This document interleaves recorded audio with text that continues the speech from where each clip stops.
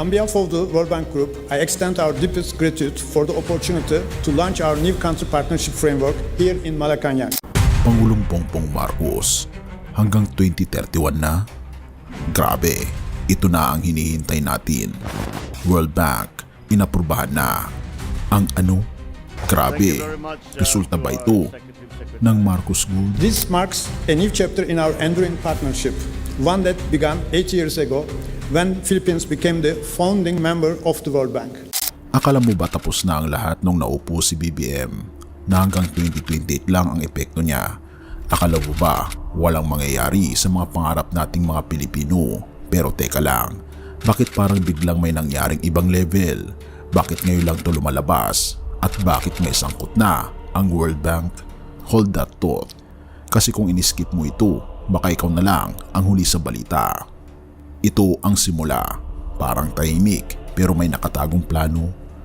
Tahimik lang ang gobyerno, may mga issue dito, protesta doon, inflation dito.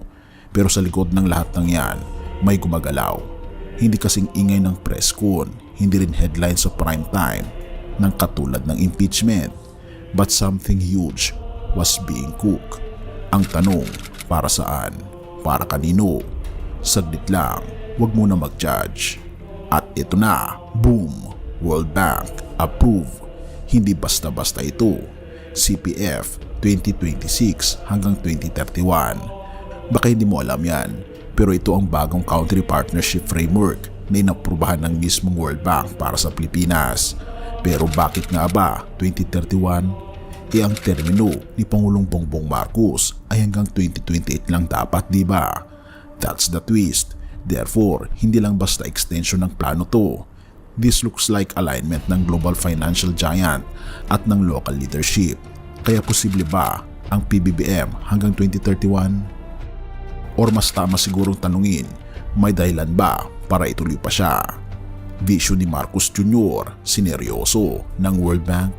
Oo, sa ulat ng Department of Finance, mismong World Bank na raw ang nag-angkor ng programa nila sa pangarap ni Pangulong Bongbong Marcos para sa bansa. Pero bakit? Here's the juicy part.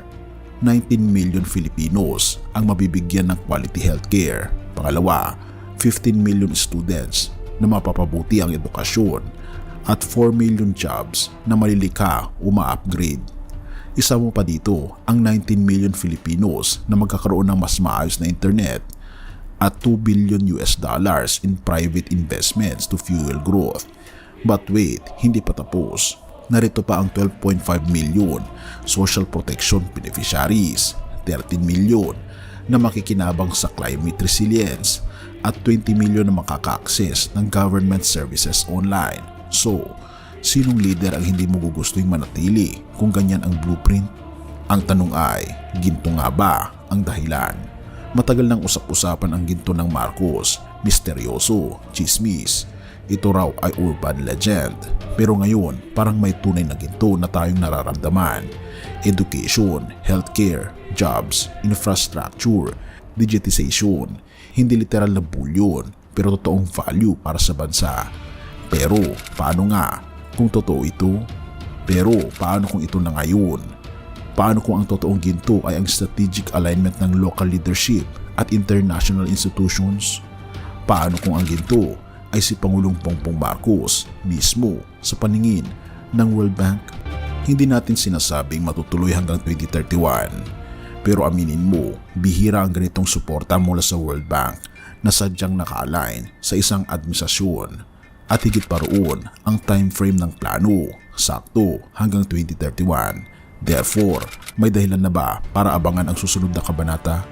Gusto mo ba Pangulong Bongbong Marcos hanggang 2031 or 2034? Ikaw na ang humusga, pero kung gusto mong malaman kung ito na ba talaga ang ginto ng Marcos, atin itong tututukan. I-comment mo naman sa ibaba kaibigan ang iyong kuro-kuro patungkol sa topikong ito upang malaman ko rin ang iyong saloobin. Have mercy, O God, at purihin ang ating Panginoong Diyos.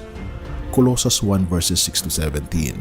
Sapagkat sa pamamagitan niya, nilikha ang lahat ng bagay na nasa langit at nasa lupa, mga bagay na nakikita at hindi nakikita, maging mga trono o mga paghahari o mga pamumunuan o mga kapangyarihan. Ang lahat ng mga bagay ay nilikha sa pamagitan niya at para sa kanya. Siya ay una sa lahat ng mga bagay at ang lahat ng mga bagay ay nananatili dahil sa kanya.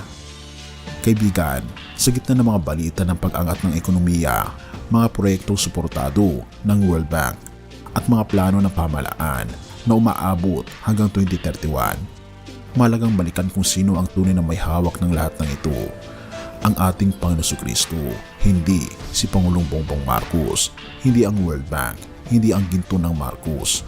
Ang lahat ng kapangyarihan, yaman at tagumpay ay mula sa Kanya, sa pamamagitan niya at para sa Kanya.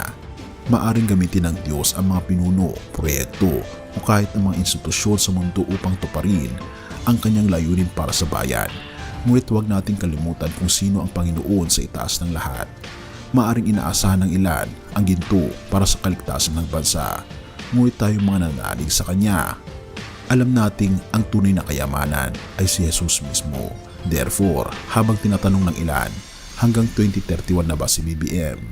Mas mahalagang itanong, si Jesus ba ang hari ng puso ko hanggang sa walang hanggan? Have mercy, O God, at purihin ang ating Panginoong Diyos. Tayo'y manalangin. Ama naming Diyos na makapangyarihan sa lahat, salamat dahil hawak niyo po ang lahat, ang gobyerno, ang ekonomiya, at ang kinabukasan ng aming bayan. Turuan niyo po kaming hindi magtiwala sa ginto, sa tao, o sa sistema ng mundo, kundi sa iyo lamang. Ikaw ang aming tunay at tanging kayamanan, aming hari at aming takapagligtas. Sa iyo ang lahat ng karangalan at kapangyarihan, ngayon at magpakailanman.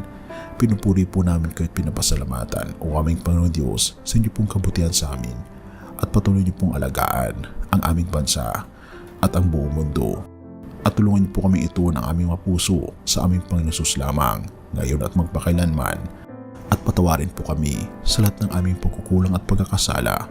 At salamat sa pagdinig ng aming mga panalangin, sapagkat ito po ang aming samot hiling sa matamis na pangalan ng aming Panginoon Jesus.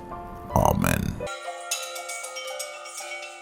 Bago natin ipagpatuloy, kaibigan, siya nga pala ang Great Controversy, na isa sa mga pinaka-kontrobersyal na libro dahil tumutukoy ito sa mga propesiya sa libro ng Daniel at Revelation na nagaganap na sa panahon natin ngayon, bago ang pagdating ng ating Panginoong Diyos ay pinamimigay na namin ng libre sa pamamagitan ng PDF. At ito ay nasa limited lamang na panahon, kaya i-click mo sa description sa baba upang ma-avail mo, kaibigan, ang napaka-importanteng libro ito na magbubukas sa iyo sa mas maliwanag mong hinaharap. Purihin ang ating Panginoong Diyos at tayo magpatuloy.